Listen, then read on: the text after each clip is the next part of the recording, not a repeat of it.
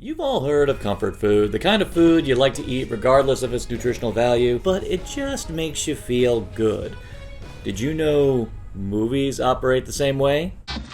That's right, we're going to talk about the movies that we like regardless of critical praise, box office totals, and overall audience reception. These are the movies we love for being what they are, why they are, and how they are. These are our comfort flicks. I'm married. What the? Good day. You're your last wife, Stensland. No. Oh, God. I'm moving in here for a while. What? Grady, what are you doing here? I live here now, woman. We bonded over the mutual hatred of you. Oh, this is so twisted. So all of our love of Armitage Hux, there was a reason for that because the first movie we're kicking off our new series of is a movie that we've been thinking of doing for a very long time with the spate of movies we reviewed with Donald Gleason. Figured let's hit on one of the ones that no one really knows about, and so this one you brought to me. It's Crash Pad, which was released in 2017 on Amazon streaming. A friend of mine recommended it to me, and I had seen on Instagram like some very random weird photos from like some weird movie. I didn't know what it was, but no context. And I'm like, is this? And then I found out it was this movie. It was like screen caps from, yeah, you can imagine what scenes the screen caps happen to be from. What is this? So I visited a friend and she had downloaded it and it's like, hey, I gotta go pack some things, so you're just gonna sit and watch this movie. And I was like, alright.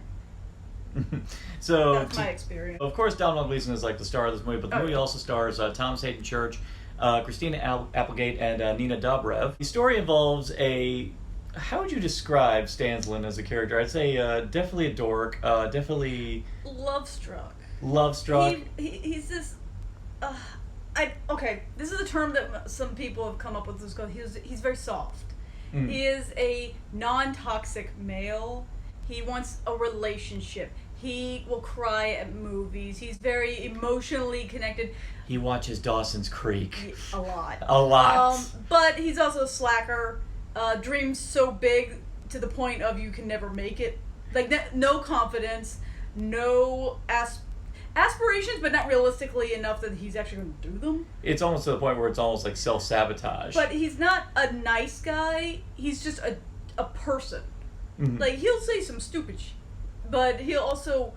He's not a malicious person. Like, he's not a jerk. It kicks off like immediately. Like its credit. It starts fast. To its credit, it's like it's like a day at the races, man. It opens up and he is in what he thinks is actually going to be a committed relationship with a woman, only to find out, like the first line of the movie, he finds out that she's married, and he had this wonderful tryst with her while her husband was away, and of course he's completely brokenhearted about that.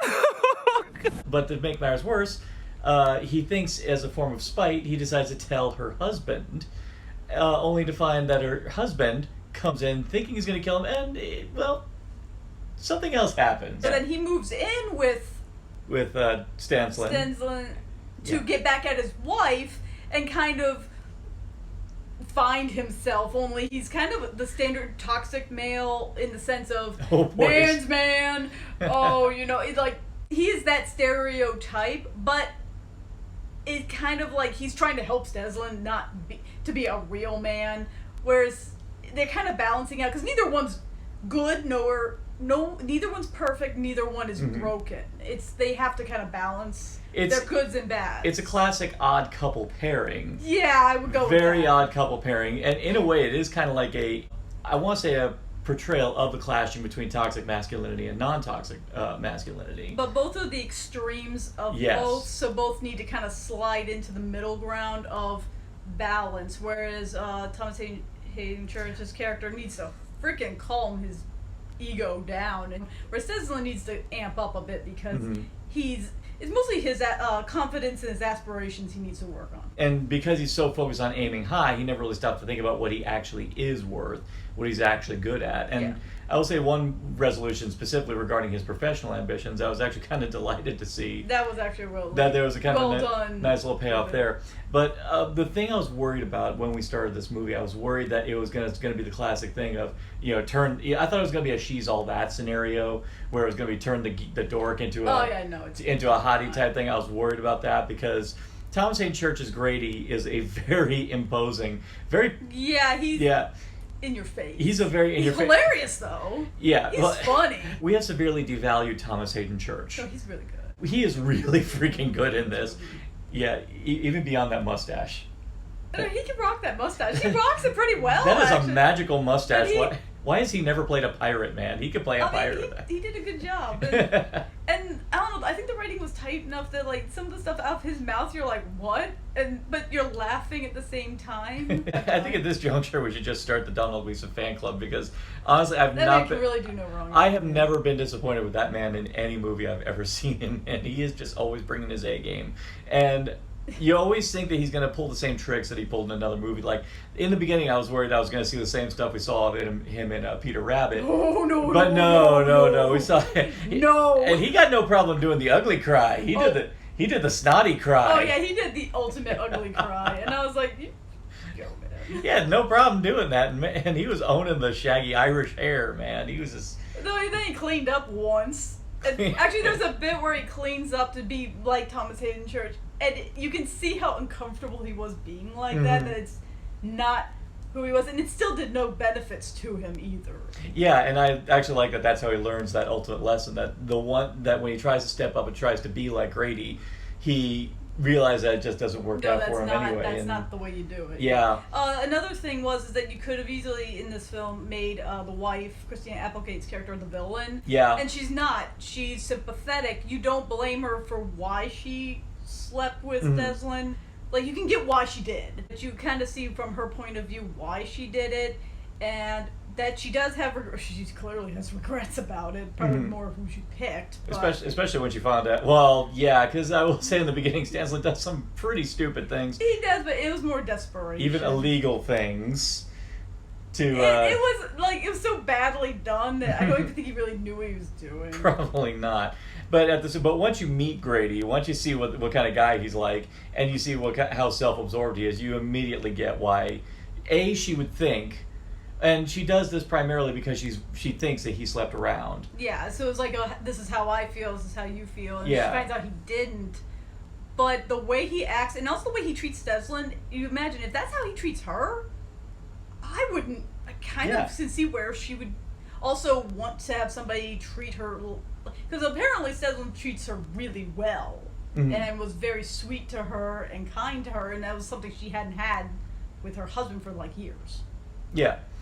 And actually, and I did like that was a nice little commentary too. Like some of the hardship of long-term marriage is that, sometimes things can get stagnant. Things aren't going to be the way they were in the beginning. Things evolve. Things evolve, and you got to figure out how to roll with those changes in order to keep the marriage alive. To keep to be able to remember why you both fell in love initially. I mean, this is not a magical movie or anything, but I will flat out say it's funny. It is. I will say funny. this.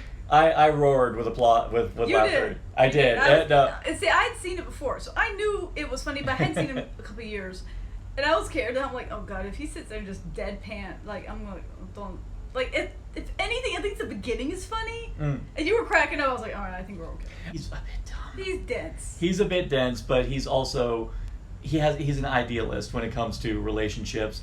He gets beaten up so bad. He really does. I cannot blame Seslin's reason for agreeing to it, because you'd think he'd be like, get the hell out. Is where he's like, I will pay for all the rent, I will pay for all the food, and Seslin's like out of the job, so it's like free, yeah, sure. And then they both 1 week later is like, no, I can't do this.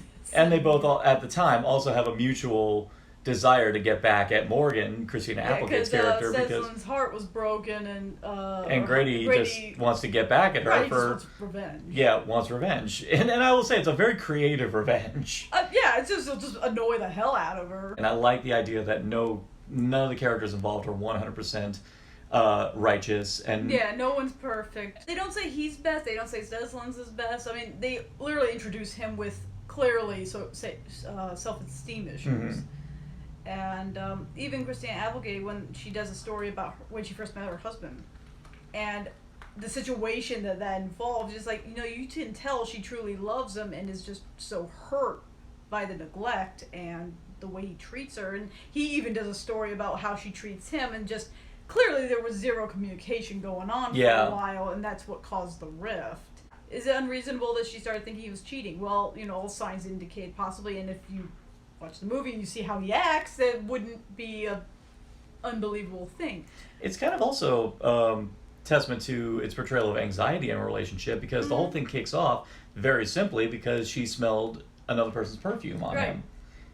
Which, let's face it, as we've learned in these age of we can get a virus just by breathing on you, perfume can do the same. How do you get perfume on him? Like, you spill a bottle. You can't imagine. This is not a guy who would spill a bottle on him. Like, no, what happened? But you could also be just walking by someone who's spraying it. And sprayed it all on themselves, and he just walked by accident. But unfortunately, because he is a very alpha male personality, unfortunately, of course, your brain's going to go in that direction. And some of the words out of his mouth, you would think he is a serial cheater. The way he talks about women is not pleasant. Though there was a bit of truth, I will say, in the part where Stansley's talking about trying to meet someone in a club, when it's like the worst thing. Because, no, that's true. Because he's talking about, most people say, go to club, meet people. How are you supposed to communicate with them? You get the music thumping and all. Yeah, he's like, all you're doing is leaning in. It's a chorus going, what? What? Yeah, he's not lying on that. Like, and then Grady's like, you don't go there to meet people. You go there, ask them what drink, and where are you gonna fuck? And it's like, okay, he has a point there. They both actually had a correct point. Mm-hmm. I mean, you look around at the club, you see how they're dancing. It's like, no, these people want to fuck. Yeah, it was not a place you would meet people. And the thing is, the whole plot of the movie, at least his storyline, Seslin wants a girlfriend. He describes out the things he wants to do, and it's the stuff that you would want in a relationship. He actually gets shocked when Grady says that he and his wife don't watch TV together. Shows the differences of what you view in a relationship. And yeah, it does address toxic masculinity. Not saying that Grady's a bad guy, but some of his views are very caveman. Even the wife and her secretary, Hannah, played by Nina Dobrev, make a point about that. And even Steslin calls him out on that when at the end, when he has to get him to his wife, he's trying to tell him, go to your wife, talk to her, and he's like, no, I'm... Because he can't. Because he's so emotionally. He's kind of distant. Stunted. Yeah. So Seslin takes her plan B on how he's like, well, I'll appeal to the other side of him. I'll appeal to your base instincts. Your base instincts that you are okay with, and how he does that is. I don't want to say that on the video. Yeah, we won't tell you. But it's entertaining. It does definitely address a lot of things, which I'm sure a lot of married couples definitely go through, particularly ones who have been together for a good amount of time. I mean, even like you said.